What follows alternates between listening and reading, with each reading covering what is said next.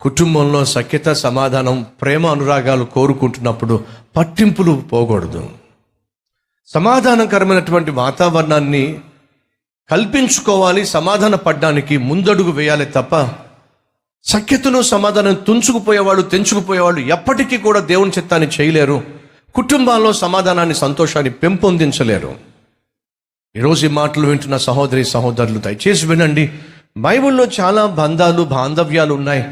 మంచివి ఉన్నవి, అలాగే చెడువి ఉన్నవి. అంటే మంచి బాంధవ్యం గురించి లిఖించబడి ఉంది, అలాగే చెడు బంధాల గురించి కూడా లిఖించబడింది. మంచి వాటిని చూసి మనం మాదిరిని తీసుకుందాం, చెడు బంధాలను చూసినప్పుడు మనల్ని మనం సరిచేసుకుందాం. ఇలా చెప్పుకుంటూ వెళ్తే బైబిల్లో చాలా బంధాలు ఉన్నాయి. కుటుంబ బంధాల్లో, కుటుంబ సంబంధాల్లోనే ప్రేమ అవసరము అనేది వాక్యము తెలియచేస్తూ ఉంది. నిన్ను వలె నీ పొరుగువాణ్ణి ప్రేమించు. నిన్ను వలె నీ పొరుగువాణ్ణి ప్రేమించినట్లయితే నీకు కోపం ఎక్కడి నుంచి వస్తుంది?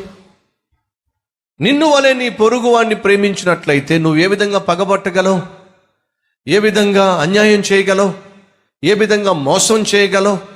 ఏ విధంగా దగా చేయగలవు? ఏ విధంగా వంచగలవు?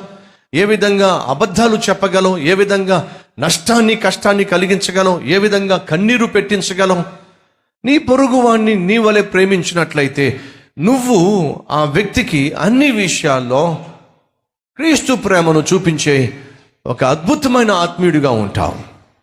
కొట్లాట్లకు కానీ, కలహాలకు కానీ, కక్షలకు కానీ, పగకు కానీ, ద్వేషానికి కానీ, దూషించే అవకాశం కానీ, విమత్తలు కానీ, అసూయలు కానీ, మత్సరములు కానీ, ఇవేవి కూడా ఒక మనిషిలో కనిపించవు. ఎందుకంటే ప్రేమ కలిగి ఉన్న మనసులో వీటికి చోటు ఉండదు.